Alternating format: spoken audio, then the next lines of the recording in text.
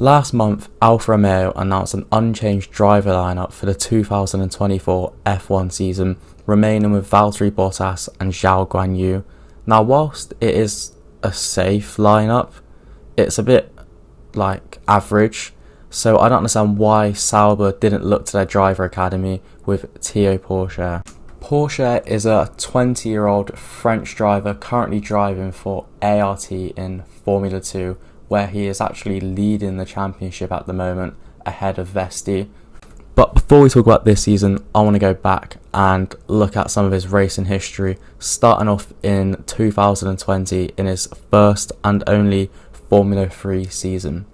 That year he came second, but Piastri won it, and I think everyone who watches F1 now recognises that he is a future champion. He is insane, so coming second to him isn't too bad, and he beat Logan Sargent as well, who's a current F1 driver, so that shows good signs of potential. And he was only 16/17 throughout the season. Then in 2021 he gets called up to F2 to drive for ART, and he's only 17, and he gets his first race win this year as well, which is unbelievable, and it's at Monaco, which is arguably one of the most difficult tracks of the calendar, and to win that at 17 is phenomenal. It shows the signs that he's going to be a great driver in the future.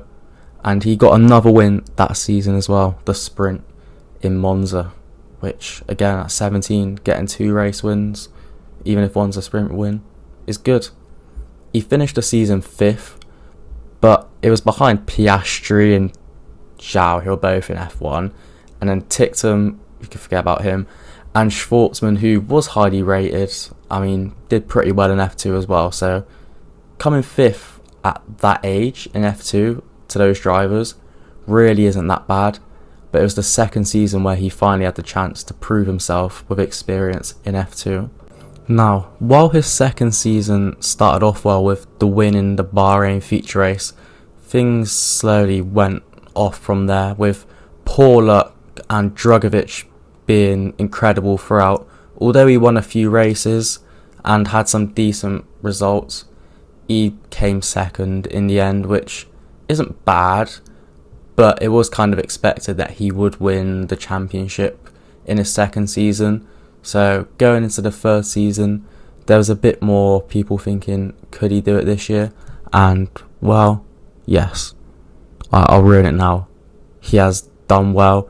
So the season isn't over yet, but he is currently leading the championship with only Abu Dhabi left, and he's looking like he probably will win. I don't want to jinx him though, but this season he has been very consistent. Although he's only got 1 win, he's got 10 podiums and consistent high points finishes, which is what you need really.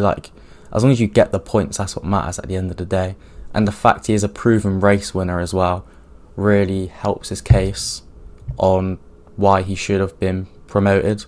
I think he definitely deserved the chance, but there's more. Let's look into also Alfa Romeo's lineup and see why he deserves it more. Now we're going to start off with Bottas, and I know it's difficult to drop him because he's on a fat wage and all that, and he is a proven race winner as well.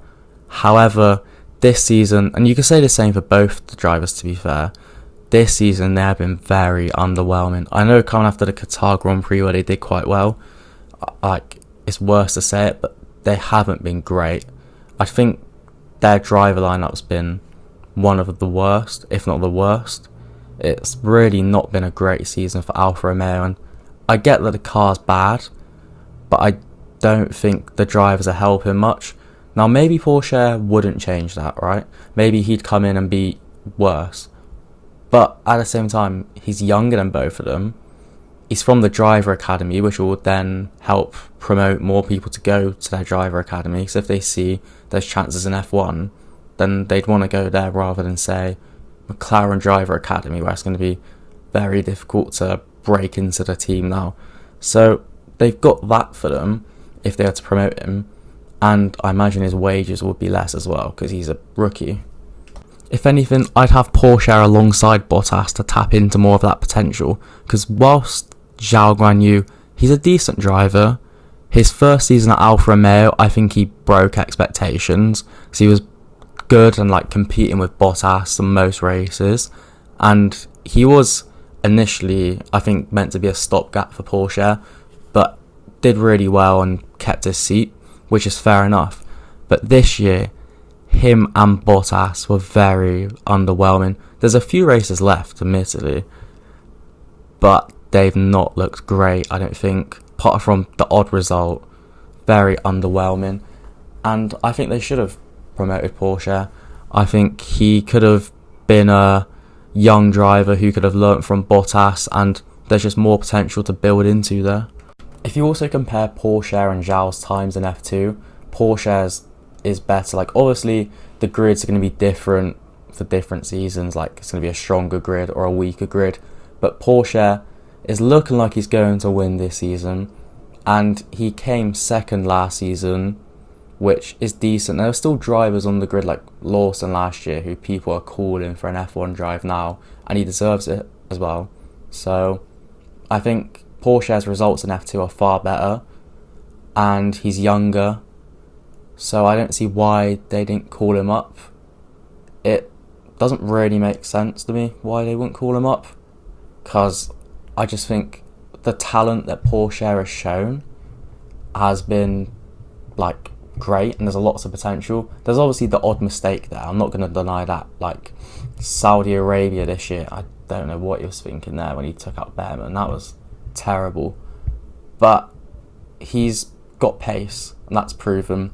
He's young, he'd be the youngest on the grid, so all the things there that you'd want in a driver are there for Pourchaire, yet Alfa Romeo opted not to choose him. I get there's more stability with Bottas and Zhao, but do they want stability where they are, or do they want a young, hungry driver who can maybe help them take the fight to the back markers? From now though, only time will tell how Alfa Romeo will do. I think not signing Pourchaire was a mistake for next season, but Zhao and Bottas could prove me wrong, and they could do well next year. I don't think the car will be great, but they could put in more standout performances and maybe keep their seats for 2025. I don't think they'll have the same lineup for 2025. They're bound to get a new driver then. Whether it's the Audi influence, they could influence them to get a driver. The rumour is that they want a German driver, so potentially they could sign a German driver. Or maybe they'll sign Pourchaire, as he is from the academy and deserves the seat. Especially if he wins the championship, there's no reason not to promote him. He'll deserve his chance in F1 because he won F2. Yeah, that is it for this video. Let me know what you think. Do you think Pourchaire deserved the drive in F1, or have they made the right decision sticking with their lineup for 2024? Yeah, I'll see you in another video soon. Like and subscribe, and yeah, bye.